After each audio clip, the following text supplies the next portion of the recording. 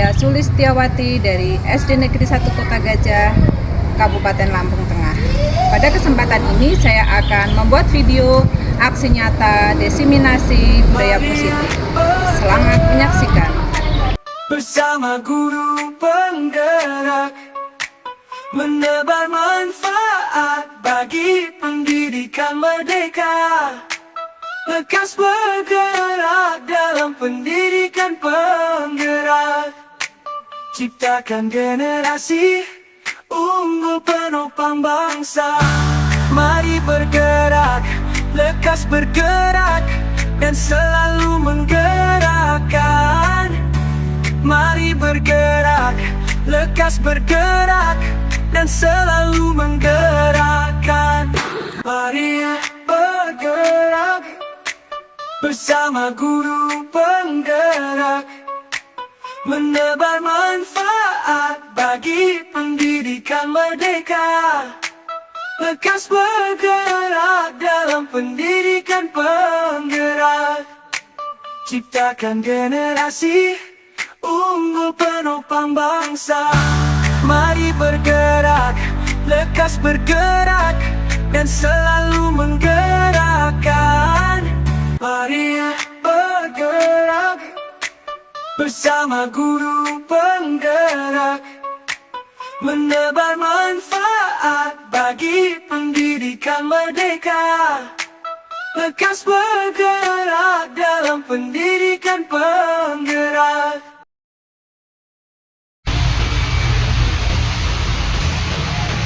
Assalamualaikum warahmatullahi wabarakatuh.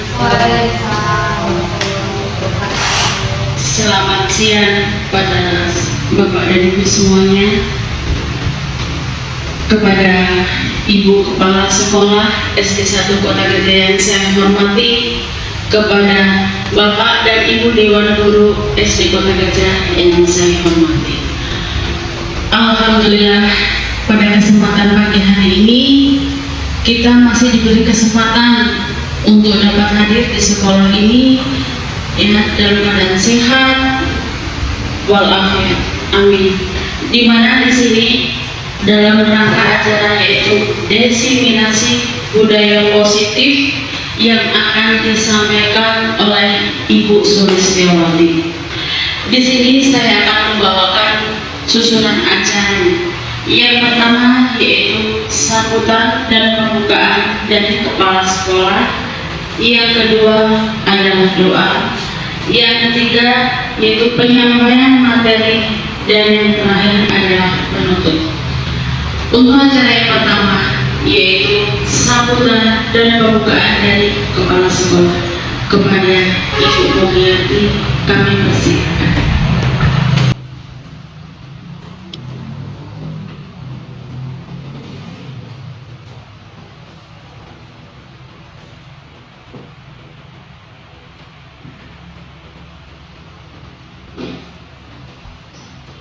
Assalamualaikum warahmatullahi wabarakatuh.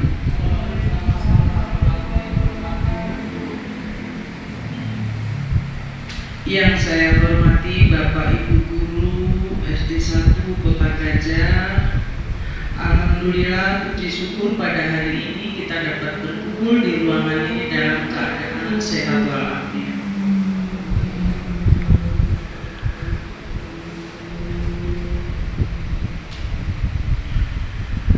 Bapak dan Ibu Guru SD 1, pada hari ini kita akan melaksanakan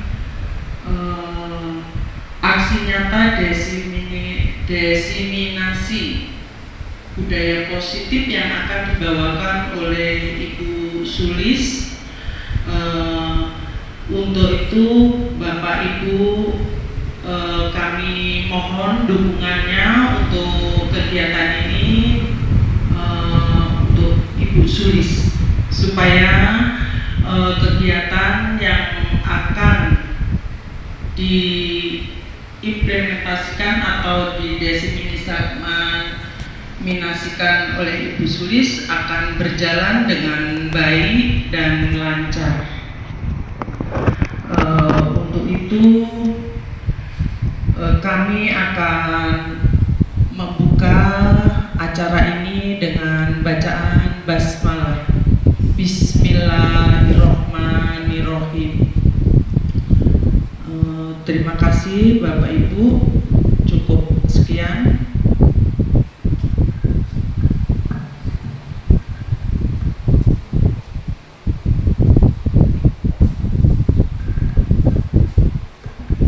Meningkat acara yang kedua yaitu doa.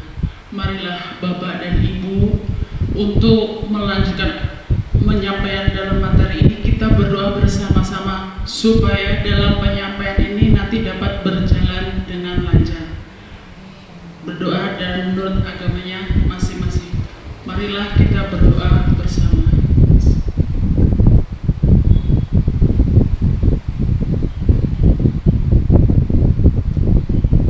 Doa selesai.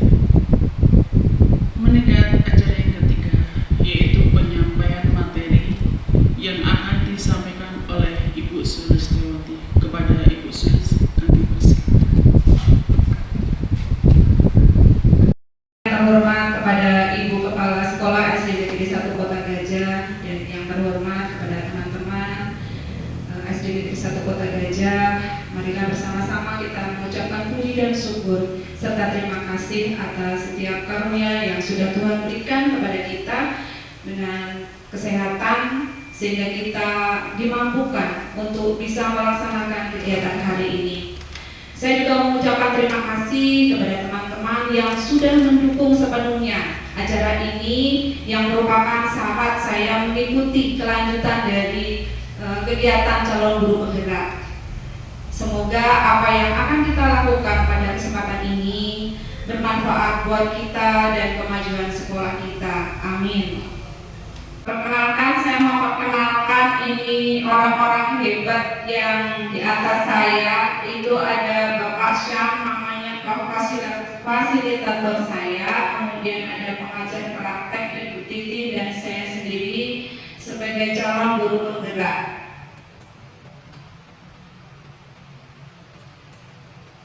Nah, sebelum kita melaksanakan apa yang akan kita lakukan ke depan, mari kita sama-sama ice breaking sebentar. Ice breaking ini ya bermanfaat untuk merefresh kita yang dari pagi sampai siang sudah melakukan kegiatan di dalam kelas maupun di luar kelas, yang sama-sama sibuk kita mempersiapkan untuk acara anak kemah. Ice breaking di sini, yuk senyum selama 30 detik saja ya teman-teman ya. Mudah-mudahan 30 detik ini sudah memberikan manfaat yang luar biasa untuk kita. Aturannya begini, jadi saya berharap teman-teman mencari pasangan ya, berdua, artinya kemudian berhadapan. Silakan.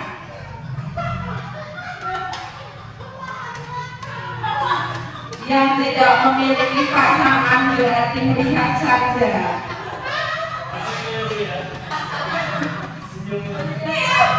Boleh Pak Zikri sama Pak Angga, nggak apa-apa ya. Bunda Hera sama ini sama Pak Tika. Oke, kayaknya ya. Oh, silakan.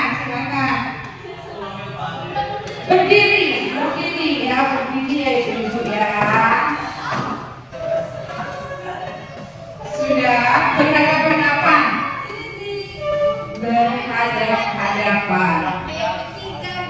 Bertiga nggak apa-apa, bertiga. Nah, sudah. Kalau sudah berhadapan, tatap matanya. Ya. Jangan tatap bibirnya. Kalau tatap bibirnya beda ceritanya. Oke. Sudah ditatap.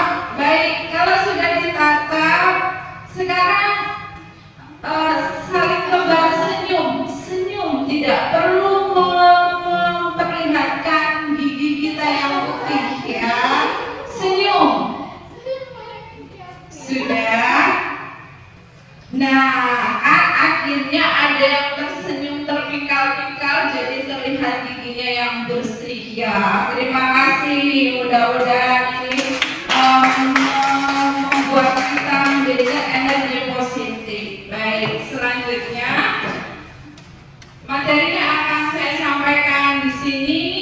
Sebelumnya ada namanya kesepakatan forum diseminasi ini bertujuan untuk apa, Ibu, Bapak-bapak, supaya kita itu mengerti, memahami bahwa di forum ini nanti kita memiliki hak dan kewajiban apa, kebebasan apa yang akan kita terima di sini. Nah, ini adalah pertanyaan pemantik. Pertanyaan pemantik itu hanya salah satu contohnya saja. Misalnya menghargai siapapun, artinya siapapun yang berbicara kita wajib untuk menghargainya. Kemudian yang kedua, menjadi pendengar yang baik. Nah, ini untuk kelanjutannya kita berhak dari pihak ibu bapak dewan guru di sini mau menambahkan apa kira-kira dari kesepakatan ini. Itu kan baru 2 contohnya. Kira-kira ada enggak yang mau ditambah lagi? Apa, Bu Min? Disiplin positif. Jadi di sini peraturannya sudah ada disiplin, kesepakatannya sudah ada kata disiplin positif. Oke, yang lain? Yang untuk kita kegiatan siang ini, apa yang perlu ditambahkan dari forum diseminasi ini? Pak Angga? Serius tapi santai. Keren ya, serius tapi santai. Nah, ini luar biasa. Oke, terima kasih. Jadi itu kesepakatan kita ya. Mungkin yang lain setuju? Setuju. Baik, kita akan melanjutkan ke materi kita yang pertama. Nah, di sini tertulis jelas bahwa seorang guru yang baik dituntut untuk memiliki kemampuan dalam mewujudkan budaya positif di sekolah. Ini materi 1, 2, 3, 4, 5, 6 ini yang akan kita pelajari hari ini, yaitu tentang disiplin positif, motivasi perilaku manusia, keyakinan sekolah atau kelas, kebutuhan dasar manusia, posisi kontrol restitusi, dan segitiga restitusi. Mungkin yang pertama disiplin positif. Dari ibu-ibu yang ada di sini atau bapak, apa sih sebenarnya pengertian kita secara bahasa kita gitu ya? Disiplin positif itu berarti apa? Ada yang punya pendapat? Ibu kepala sekolah, tolong Bu Pin. Ya, disiplin positif. Disiplin positif yaitu melaksanakan atau mentaati peraturan yang ada. Iya, terima kasih Ibu, melaksanakan peraturan yang sudah ada. Yang lain mungkin ada? Yang lain punya pendapat? Disiplin positif.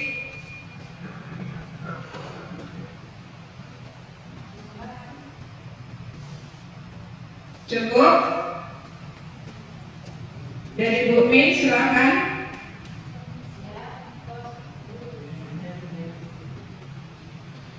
Disiplin positif di sini menurut saya kita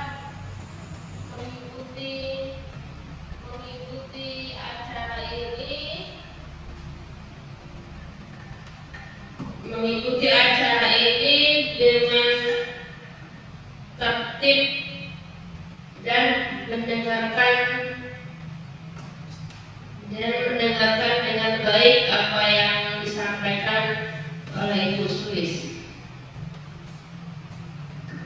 Baik, terima kasih yang sudah mewakili berpendapat tentang disiplin positif. Mari kita sama-sama lihat disiplin positif itu apa? Ya, disiplin positif adalah pendekatan disiplin yang mengajarkan tanggung jawab kepada murid dan mengembangkan kesadaran diri berdasarkan nilai-nilai kebajikan. Nah, di sini adalah prioritasnya berdasarkan nilai-nilai kebajikan. Mungkin dari Bapak Ibu guru yang sudah paham, apalagi kita di kurikulum Merdeka, nilai-nilai kebajikan itu diantaranya apa saja ya? Ada yang mau berpendapat nilai-nilai kebajikan?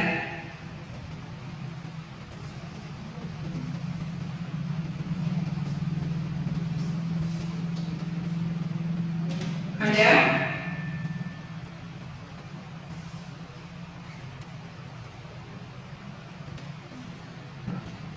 Nilai-nilai kebajikan menurut saya di sini, apabila siswa menjawab pertanyaan salah, kita sebagai guru di kurikulum Merdeka tidak menyalahkan, dan kita di sini mengatakan kepada siswa bahwa jawaban yang kamu jawab itu benar, tapi kurang tepat saja. Baik, terima kasih Bu Bin. Untuk yang lain? Ya. Nilai-nilai kebijakan itu nilai-nilai yang merupakan fondasi, ya, fondasi kita dalam bentuk berperilaku, bagaimana perilaku mereka terhadap guru itu supaya yang lebih baik lagi. Baik, terima kasih. Nah, nanti biar jadi penasaran dulu ya, saya mengucapkan terima kasih dulu untuk yang sudah berpendapat ya. Sah-sah aja apa pendapat Bapak Ibu benar ya.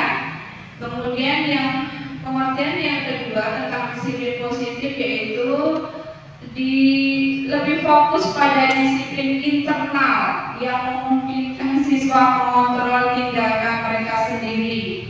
Kemudian dengan disiplin diri, murid dapat memahami dan menyadari tindakan mereka berdasarkan motivasi internal, bukan karena pujian atau hukuman. Ini adalah arti dari disiplin positif yang saya dapatkan pada saat pendidikan guru penggerak. Nah, apa tadi yang dimaksud dengan berdasarkan nilai-nilai kebajikan? Tadi saya menghubungkan dengan kurikulum Merdeka ya Ibu-Ibu ya. Mungkin yang sudah melaksanakan terutama kelas 1, 2, 5 dan 4 itu tuh sudah paham profil pelajar Pancasila. Nah, disitulah tertera apa sih nilai-nilai kebajikan. Ya, sudah tahu ya. Mungkin ada yang bisa mewakili dari guru yang sudah mengajar di kurikulum Merdeka, di kelas yang berkurikulum Merdeka. Nilai-nilai kebajikannya apa saja? Iya, Lina, beriman dan bertakwa. Terus apa lagi ya?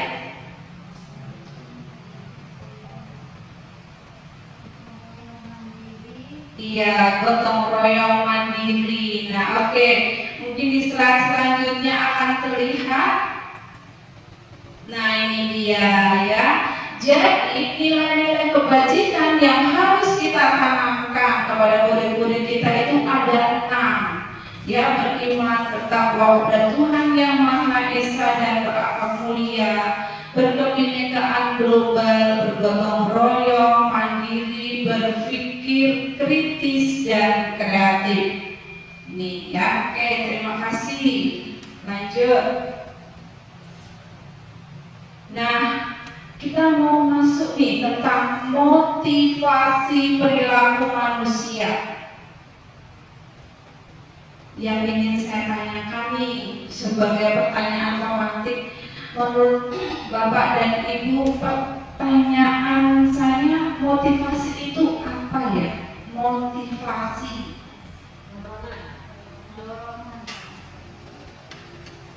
Motivasi itu dorongan agar lebih baik lagi. Oke, terima kasih Bu Tika.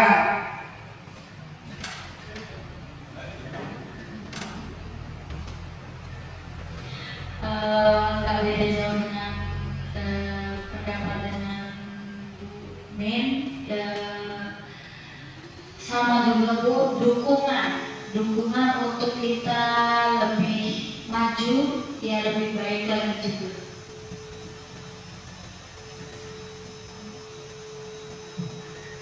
Baik, terima kasih. Ternyata tanpa saya harus bersusah payah menjawab, pinter semua ya guru-guru kita ini. Oke, motivasi perilaku manusia itu betul apa yang dikatakan tentang dorongan. Ya, motivasi itu dorongan. Di sini ada 3 kriteria motivasi perilaku manusia. Artinya orang melakukan segala sesuatu itu karena ada motivasinya. Misal nih, saya saat ini melaksanakan diseminasi karena saya memiliki motivasi untuk saya lebih maju lagi dengan mengikuti buku penggerak ini, gitu ya. Nah, motivasi perilaku manusia ini ada 3. Yang pertama, menghindari ketidaknyamanan atau hukuman. Jadi maksudnya orang melakukan itu biar dia tidak terhindar dari hukuman. Begitu ya. Misal nih dia nggak mau berangkat sekolah terlambat supaya tidak dapat hukuman dari sekolah. Kemudian yang kedua, mendapatkan imbalan atau penghargaan dari orang lain. Nah, mungkin dari anak-anak kita yang kita di kelas ini sering sekali mereka greget kalau misalkan nanti ada penghargaan dari guru, nanti yang bisa menjawab pertanyaan boleh pulang duluan. Ini merupakan motivasi karena ada penghargaan sehingga mereka berupaya untuk bisa melakukan itu supaya biar cepat pulang. Kemudian yang ketiga, menjadi diri mereka sendiri sesuai dengan keinginan sendiri dengan cara menghargai diri sendiri sesuai nilai-nilai yang mereka percaya. Artinya motivasi yang ketiga ini dia tidak memiliki keinginan karena mau dapat imbalan atau tidak menghindari hukuman, tapi muncul dari dirinya sendiri. Oke.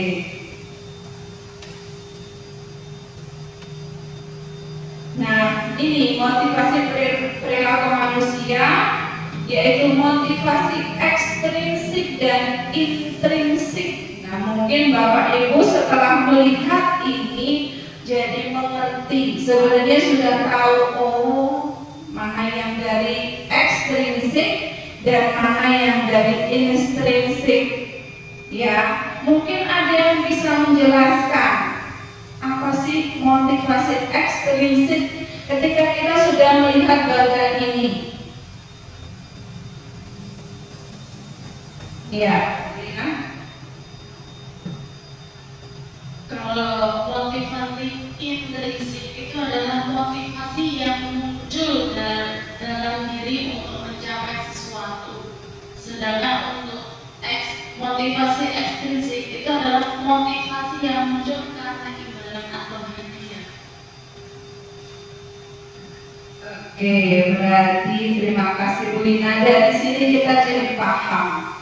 Selama ini apa yang kita lakukan, apa yang kita kerjakan itu di mana, yang mana, in apa X, gitu ya. Oke, lanjut Pak Dikri. Nah, Ini ada keyakinan sekolah atau keyakinan kelas. Seperti yang sudah tadi diutarakan di awal, keyakinan sekolah atau keyakinan kelas ini perlu kita buat.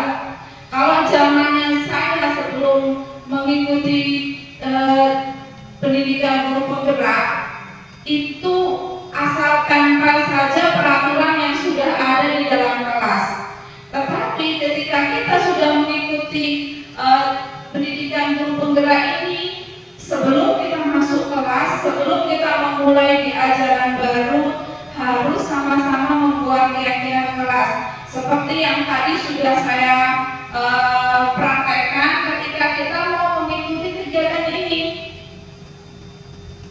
Ya, saya hanya memberikan pertanyaan pemantik, saya hanya memberikan contoh dari keyakinan tersebut, kemudian Bapak Ibu yang melanjutkan.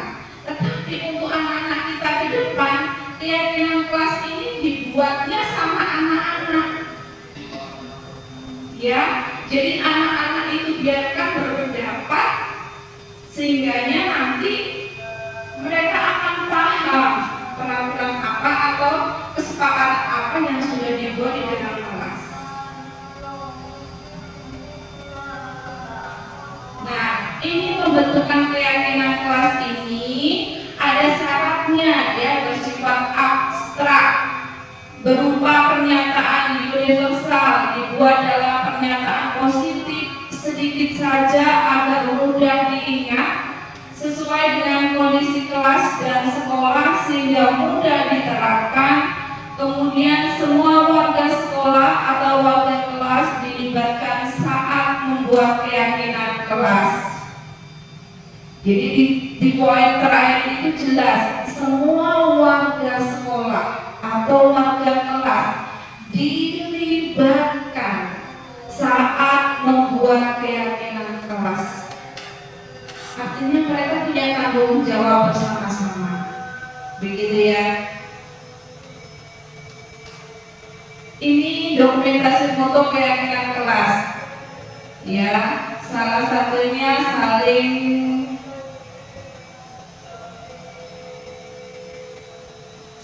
menghormati, bertanggung jawab, jaga kebersihan. Ya, ini hanya contoh.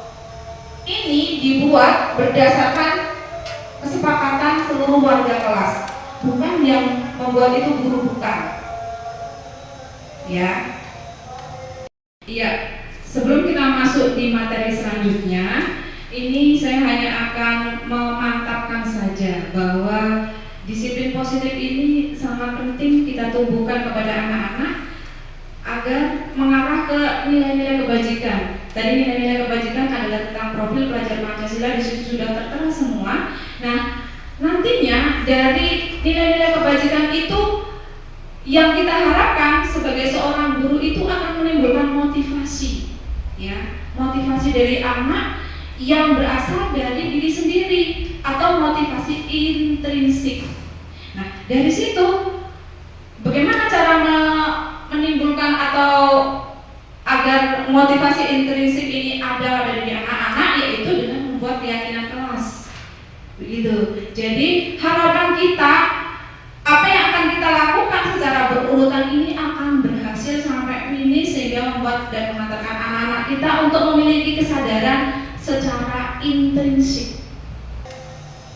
Oke, kita ice breaking lagi sebentar ya, supaya relax untuk kita bisa melaksanakan dan bisa memahami apa yang sudah kita dapatkan tadi. Adakah ibu bapak guru yang mau maju ke depan memberikan ice breaking terhebatnya? Ada?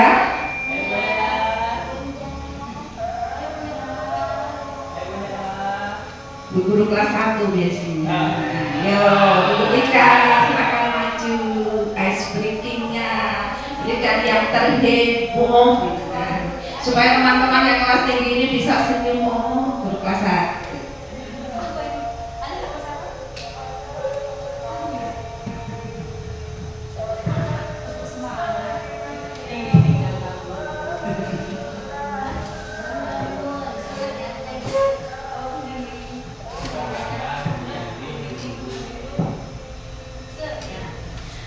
Ayo Bapak Ibu, sebelumnya kita akan tepuk semangat dulu. Kalau kita biasanya tepuk semangat cuma semangat, nah itu sudah biasa ya. Tapi kita tepuk semangatnya menggunakan embel-embel istilahnya yang terbaru.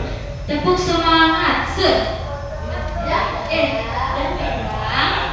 ding ding ding, dung dung dung, baru aha aha ma, aha aha nah, aha aha semangat. Bisa ya Bapak Ibu ya? Ya, kita coba ya sekali ya. Sebaiknya berdiri deh. Ayo, berdiri aja ya. Yuk, tepuk semangat. Langsung ya, ulangin ya. Tepuk semangat. Dan ding ding ding, dung dung dung, aha aha ma, aha aha na, aha aha semangat. Bisa semua ya Ibu ya? Iya. Cukup Bu Sulis? Ya. Baik, terima kasih Ibu Tika. Silakan duduk kembali teman-teman. Kita mau melanjutkan materi kita tentang kebutuhan dasar manusia. Nah, ini menarik sekali ya. Saya yakin Bapak dan Ibu Dewan Guru di sini paham lah ya, kebutuhan dasar manusia itu apa. Monggo, silakan. Kebutuhan dasar manusia itu apa ya? Makan. Iya, terima kasih Bu Pi. Makan adalah salah satu kebutuhan dasar manusia ya. Kalau nggak makan nanti pingsan gitu. Ada lagi yang mau berpendapat? Kebutuhan dasar manusia, oke Bu Hera?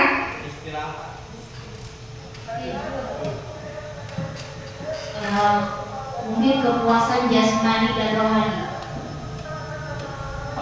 Boleh dijelaskan?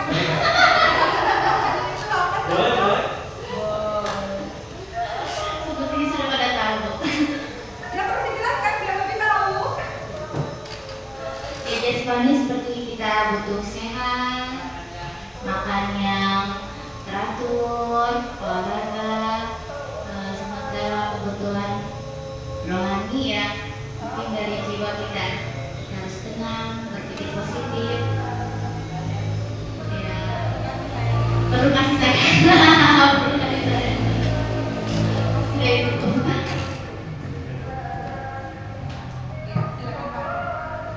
Nah, menurut saya kebutuhan dasar itu ada dua. Pertama, kalau dari sifatnya ilmu, kebutuhan dasar itu ada primer, sekunder, dan tersier. Kalau untuk yang sekunder sendiri kan bisa 9 bahan pokok makanan. Kalau untuk selanjutnya yang sifatnya lain, bisa dengan agama, bisa juga dengan refreshing atau rekreasi. Oh, itu kan perlu rekreasi. Baik, terima kasih. Sangat beragam dan intinya pokoknya untuk memenuhi kebutuhan dasar manusia begitu ya. Ya, ada kebutuhan dasar itu memang penting sekali buat kita ya. Yang kalau dari Bu Hera tadi jasmani dan rohani, kalau Pak Angga primer dan sekunder, kalau Bu Win makan itu termasuk kebutuhan dasar. Nggak makan karena juga nggak akan mungkin bisa melakukan kegiatan. Oke, kita mau masuk yang sebenarnya kebutuhan dasar manusia itu apa ya. Kebutuhan dasar manusia adalah segala sesuatu yang kita lakukan untuk mendapatkan apa yang kita inginkan. Seluruh tindakan yang kita lakukan memiliki tujuan tertentu dan semua usaha terbaik yang kita lakukan adalah dalam rangka agar kebutuhan dasar kita terpenuhi dengan baik. Oke, jadi ini loh. Jadi segala usaha saat ini pun ya, saat ini pun kita melakukan usaha seperti di sini itu juga untuk memenuhi kebutuhan dasar kita. Nah, ini kebutuhan dasar kita sebenarnya pokoknya itu ada 5. Yang pertama bertahan hidup. Nah, kalau yang punya Bukmin tadi masuk kemana ini? Iya, betul sekali. Dia ingin bertahan hidup, biar bisa melanjutkan hidup maka harus makan ya. Itu contohnya ada makanan, pakaian, tempat tinggal, keamanan dan kesehatan. Kemudian ada kasih sayang dan rasa diterima. Nah, ini termasuk Bunda Hera tadi ya. Iya, rasa diterima, diperhatikan, berbagi, kerjasama, diterima di kelompok. Kemudian kesenangan, bermain humor, antusiasme, dan tertawa. Kemudian yang selanjutnya ada penguasaan dan kebebasan. Penguasaan itu termasuk harga diri, keinginan untuk dianggap, memimpin, berprestasi, diakui, dan didengarkan. Kemudian yang kebebasan, mandiri, memiliki pilihan, mencoba hal baru, mampu mengendalikan amarah. Ini adalah 5 kebutuhan manusia. Kenapa sih kok kita harus tahu dulu kebutuhan dasar manusia? Karena ya di dalam kelas kita itu menghadapi murid yang beragam. Di pendidikan guru penggerak ini, saya lebih paham dan mengenal. Ternyata apa yang saya sudah lakukan kemarin-kemarin itu banyak sekali miss, banyak sekali salah. Karena menurut saya itu sudah benar. Ternyata ketika kita melihat kebutuhan dasar manusia, jadi orang, anak-anak kita ini melakukan suatu kesalahan itu tuh pasti ada dasarnya. Ini loh yang harus kita cari. Ini yang harus kita cari. Nah, berikut ada kasusnya nih, supaya kita jadi oh iya, nanti teringat sama anak-anak kita yang memiliki wow yang luar biasa, karakter yang luar biasa. Iya, kita akan baca dulu ada kasus. Nah, ini ada studi kasus. Ibu Rika, sebenarnya tadinya saya mau tulisnya Ibu Min, cuma nanti Bu Min kok Bu Min, karena ini muridnya namanya Putra. Saya lanjutkan dulu ya. Ibu Rika, guru wali kelas 4, sedang bingung menghadapi ulah salah satu muridnya yang bernama Putra. Kalau saya sudah menyebutkan nama Putra, kayaknya sudah melanglang buana pikiran kita ya.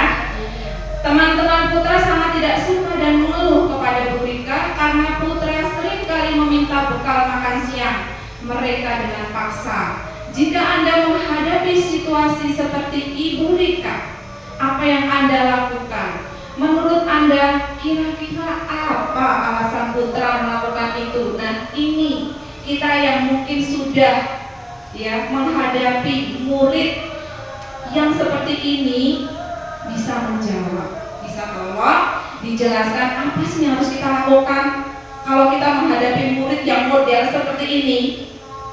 Silakan, siapa yang berpendapat?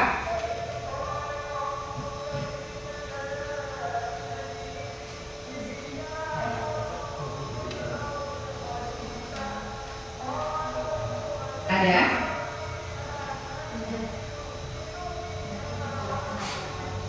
Terima kasih Bu Sulis atas waktunya. Di sini kebenaran ya, saya juga punya murid yang namanya Putra, tapi namanya berbeda. Di sini Putra di sini selalu mengambil makanan temannya. Menurut saya di sini yang pertama saya lakukan, seandainya saya sebagai Ibu Rika ya Bu ya. Seandainya saya sebagai Ibu Rika, ini yang saya panggil pertama adalah Putra. Saya tanyakan kepada Putra, kenapa? Apa kamu tidak bawa bekal sekolahnya? Kalau kata dia menjawab tidak Bu, maka saya akan tanyakan kenapa kamu tidak bawa bekal? Mungkin dia menjawab mungkin ibunya tidak masak atau ibunya tidak sempat masak. Maka di sini saya beri nasihat pada Putra atau saya akan panggil orang tuanya ya. Kan saya bicara kebenaran di sekolah kita di Satu Kota Gajah, semua wali kelas di sini mempunyai nomor HP. Ya, nomor HP wali kelasnya. Ini saya akan ya wali muridnya, semua wali kelas mempunyai nomor HP wali murid. Maka saya akan bertanya kepada orang tuanya Putra, Ibu, kenapa kok Putra ini setiap hari tidak bawa bekal? Nah, dari situ saya akan tahu jawabannya, mengapa Putra ini selalu melakukan hal seperti itu. Dengan demikian mungkin saya akan bisa memberi masukan atau mengubah perilaku Putra agar tidak mengambil makanan temannya lagi. Ya, terima kasih. Oke, break sebentar ya. Terima kasih Bu. Baik, terima kasih Bu Min atas penjelasannya. Ya, mungkin karena memang kita sudah sering kali mendapati murid yang seperti itu, jadi jos gandos gitu kan ya. Sudah masuk semua, kita lihat dulu lah ya, apa sih jawaban dari si alasan putra ini gitu. Yang pertama, karena ia lapar dan orang tuanya tidak membawakannya bekal makan siang, maka kebutuhan dasar yang sedang berusaha dipenuhi oleh putra adalah untuk bertahan hidup. Jadi yang nomor satu tadi ya. Kemudian yang kedua, karena dia merasa senang temannya jadi memperhatikan dia. Ketika temannya melaporkan tindakan itu pada gurunya dan gurunya memberitahu orang tuanya sehingga orang tuanya jadi memperhatikan dia, maka kebutuhan dasar yang sedang dipenuhi putra adalah kebutuhan akan kasih sayang dan rasa akan diterima. Kemudian alasan yang ketiga, putra puas melihat temannya yang takut karena tidak menuruti keinginannya. Artinya putra sedang berusaha untuk memenuhi kebutuhan dasarnya akan kekuasaan. Kemudian yang keempat, karena dia merasa bosan dengan bekal makanan yang dibawakan ibunya dari rumah. Karena ibunya selalu membawakan bekal yang sama, oleh karena itu putra ingin mencoba bekal yang dibawa teman-temannya dengan menu yang beragam. Maka putra berusaha memenuhi kebutuhan dasarnya, yaitu kebebasan. Kemudian alasan yang kelima, karena ia melakukannya hanya iseng saja dan ia sangat menikmati ekspresi wajah teman-temannya yang kesal karena diambil makanannya, dan menurut dia ekspresi teman-temannya itu lucu. Berarti putra sedang berusaha memenuhi kebutuhan, yaitu kesenangan. Nah, saya berharap ya dari kasus yang sudah terpampang nyata ini mengingatkan kita kepada murid-murid kita yang ada di kelas. Ternyata apa yang mereka lakukan itu pasti ada alasannya. Dan mungkin selama ini kita sebagai guru belum sempat untuk menilai, untuk menelaah lebih jauh arah ke sana. Ya, jadi berharapnya kita kalau marah ya marah, tapi itu tadi setidaknya kita tahu dulu alasannya anak ini kenapa sih gitu. Dia melakukan itu tuh karena apa? Ya itu tadi, mungkin 5 kebutuhan dasar manusianya ini ada yang tidak terpenuhi. Dan itu tugas kita sebagai guru untuk bisa memahami karakter anak yang ada di dalam kelas kita. Nah, ini ada 5 posisi kontrol. Nah, sebelum saya masuk ke sini, kira-kira pengertian dari posisi kontrol itu apa? Posisi kontrol, ada yang tahu? Posisi kontrol, iya, silakan Bu Lina. Terima kasih Bu Sulis. Mungkin posisi kontrol seorang guru yaitu kita jangan langsung menegur anak tersebut dengan yang mungkin emosi. Terkadang kan kita suka tidak bisa mengendalikan diri gitu kan. Kita langsung marah ini tanpa kita harus mengetahui sebab dan akibatnya itu seperti apa. Jadi kita jadi seorang guru ya harus mengontrol posisi kita. Itu dalam menegur itu harus bagaimana, terus solusinya itu harus seperti apa. Iya, baik, terima kasih Bu Lina. Iya, kita di sini ada 5 posisi kontrol. Yang pertama, guru sebagai penghukum. Nah, ini kita mengingat-ingat semua yang ada dalam pribadi kita masing-masing ya, karena saya yakin bahwa Bapak Ibu guru punya pengalaman masing-masing ya. Jadi guru sebagai penghukum, pembuat merasa bersalah teman, pemantau, dan manajer. Ini nanti akan kita lihat sama-sama pengertiannya masing-masing. Iya, posisi kontrol yang seharusnya untuk kita itu adalah sebagai manajer, bukan sebagai penghukum, ya pembuat rasa bersalah, tetapi harus sebagai manajer. Apa sih artinya? Ya, sebagai manajer, guru dapat berbuat sesuatu bersama murid, mempersilahkan murid bertanggung jawab dan mendukung murid agar menemukan solusi. Jadi nggak hanya cuma membuat rasa bersalah tapi nggak memberikan solusi. Tapi di sini sudah dijelaskan sangat-sangat jelas bahwa kita harus berbuat sesuatu bersama murid, mempersilahkan murid bertanggung jawab dan mendukung murid agar dapat menemukan solusi. Nah ini adalah bahasa baru buat saya dan saya yakin juga buat Bapak Ibu guru. Apa itu? Segitiga restitusi. Ya. Nah, apa sih segitiga restitusi itu?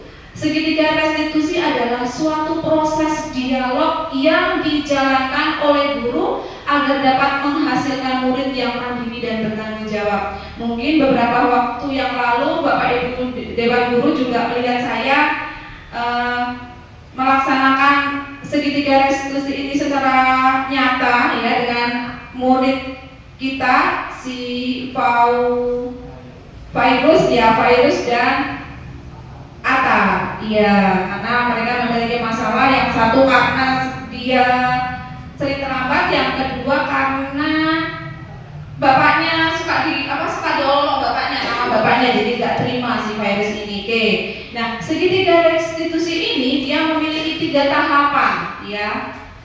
Tahapan yang pertama yaitu menstabilkan identitas, tahapan yang kedua validitas kebutuhan, dan yang ketiga menanyakan keyakinan.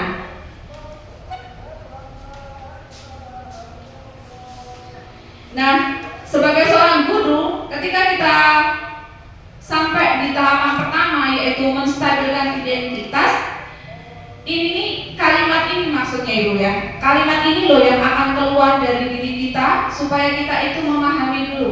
Jadi kita menstabilkan dulu. Misalkan anak ini berantem, kita stabilkan dulu dengan kalimat seperti ini. Sebenarnya lanjutannya ada.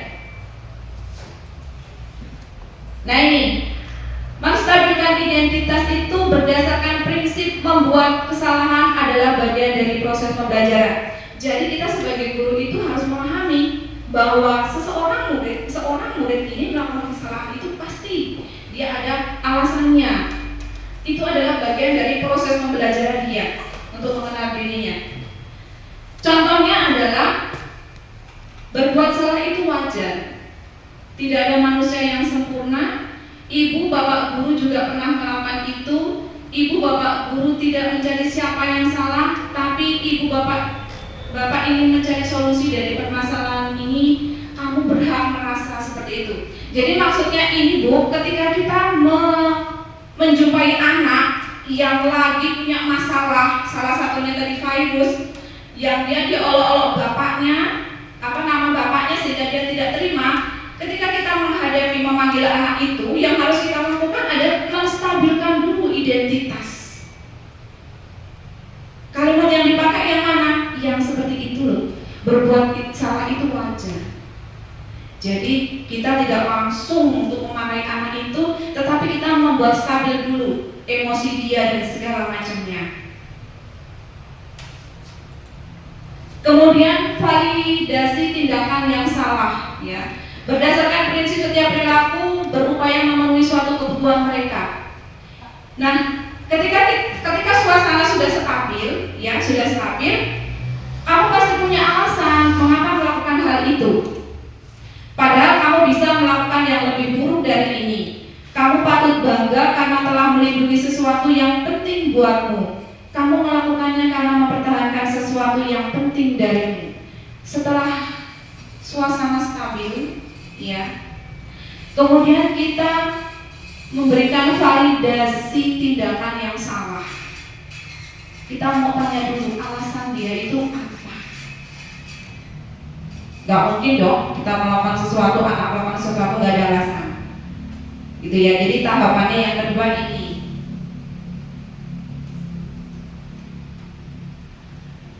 Kemudian yang ketiga, menanyakan keyakinan. Berdasarkan prinsip teori kontrol bahwa pada dasarnya kita termotivasi secara intrinsik. Nah, ini contohnya apa keyakinan kelas kita, nilai-nilai apa yang telah disepakati bersama, seperti apa gambaran sebuah kelas yang ideal menurutmu, kamu ingin menjadi orang yang seperti apa. Ini yang saya maksud tadi, kenapa sih keyakinan kelas itu harus kita buat bersama-sama dengan anak. Ketika terjadi masalah sama anak, kita mengingatkannya lebih gampang. Kenapa? Ya karena dibuatnya secara bersama-sama. Beda dengan peraturan yang tahu sudah ditempel gitu ya Bu. Ini bedanya. Ternyata ilmu di pendidikan guru penggerak beda dengan ilmu saya dulu.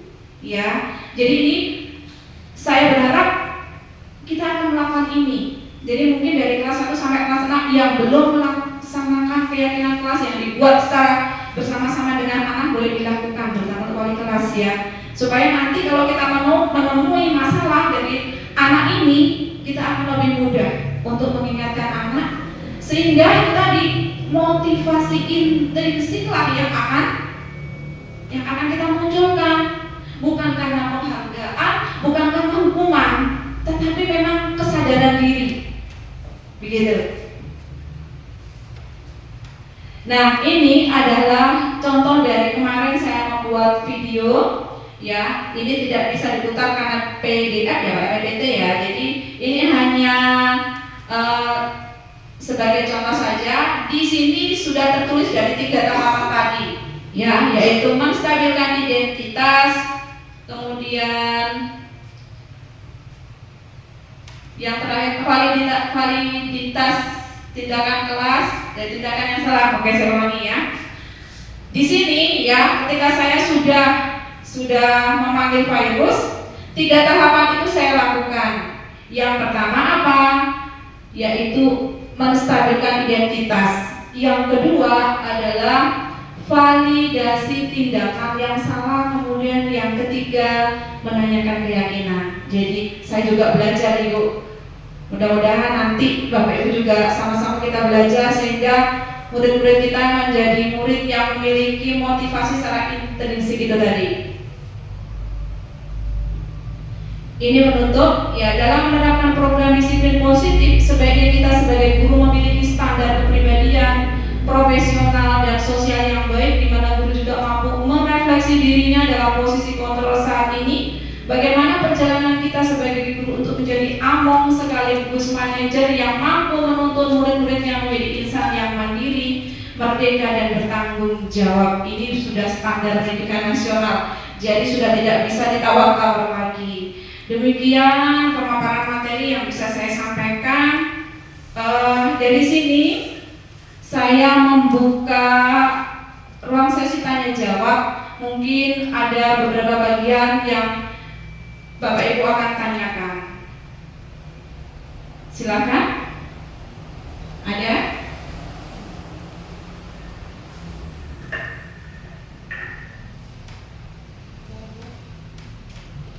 Baik, Bu Hera.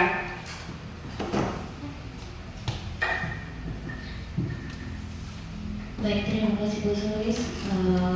Saya akan bertanya, bagaimana cara menerapkan budaya positif agar berlanjut dan sadar diri? Itu saja. Cukup, Bu Hera?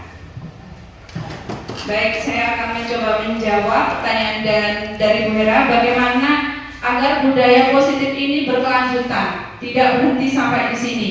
Iya, saya akan jawab. Budaya positif ini akan berkelanjutan, ya. Itu karena salah satunya dengan cara kita membuat keyakinan kelas.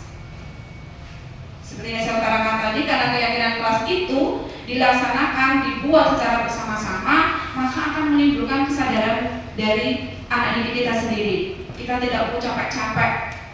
Kenapa? Dari situ mereka jadi ingat prosesnya.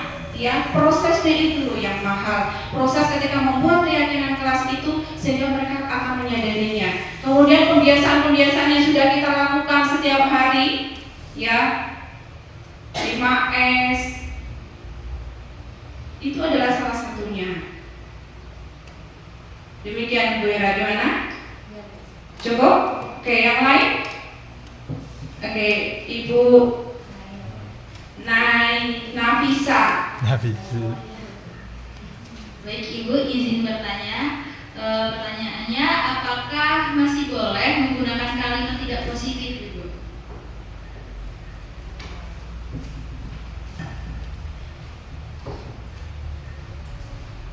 Iya, jujur ini ilmu baru juga buat saya. Ya, karena di pendidikan guru penggerak ini ternyata ada kalimat positif dan kalimat tidak positif. Nah, tadinya saya juga bingung gitu, itu apa? Ternyata kalimat positif itu tuh kalimat yang nantinya akan mengingatkan anak untuk bisa menyadari kesalahannya. Nah, tadi yang ditanyakan Bu Naila, apakah boleh menggunakan kalimat yang tidak positif. Nah, tadi kan di slide yang keyakinan kelas itu ada menjaga kebersihan, kemudian beriman dan bertakwa. Zamannya saya sebelum melakukan pendidikan guru penggerak itu kalimatnya apa? Jangan buang sampah sembarangan. Itu ternyata termasuk kalimat tidak positif atau kalimat negatif. Kenapa sekarang itu tidak diperbolehkan? Karena image-nya dalam pikiran anak itu justru rasa penasaran yang timbul. Jangan membuang sampah sembarangan. Yang dia ingat bukan jangannya, tetapi membuang sampah sembarangan. Makanya dibuatlah jagalah kebersihan, begitu. Kemudian misalnya jangan pegang gajah itu, kan rasa timbul misal ini ya, rasa penasaran anak itu akan lebih hebat daripada kita mungkin harus ada kalimat menjaga jarak dari gajah gitu. Itu maksudnya ya Bunda ya. Jadi bukannya nggak boleh, tetapi kalau memang ada yang lebih baik kenapa tidak. Nah nanti mungkin sama-sama ini ada guru bahasa Indonesia yang bisa, kita masih bingung nih kalimat positif itu yang seperti apa, kalimat negatif itu seperti apa. Mungkin kita nanti bisa diskusi bareng-bareng ketika kita sudah buat keyakinan kelas, tetapi takutnya bahasa kita masih menggunakan bahasa yang tidak positif gitu ya. Begitu Bu Nay. Iya. Ada yang lain? Cukup? Oke. Kalau cukup, saya mengucapkan terima kasih yang sebanyak-banyaknya kepada teman-teman saya, guru SD Negeri 1 Kota Gajah yang sudah luar biasa berpartisipasi, dan saya juga sangat-sangat berharap bahwa ilmu yang sudah saya dapatkan dan saya desminasikan, saya imbaskan kepada Bapak Ibu Dewan Guru itu benar-benar bermanfaat dan mampu kita melakukannya walaupun setapak demi setapak sehingga kelas kita, sekolah kita akan menjadi kelas yang berbeda dengan kelas atau sekolah yang lain, dengan ilmu yang lebih baik lagi, dan yang terutama menimbulkan motivasi yang terbaik untuk anak kita, motivasi secara intrinsik. Kurang dan lebihnya saya mohon maaf dan saya akhiri. Selamat siang.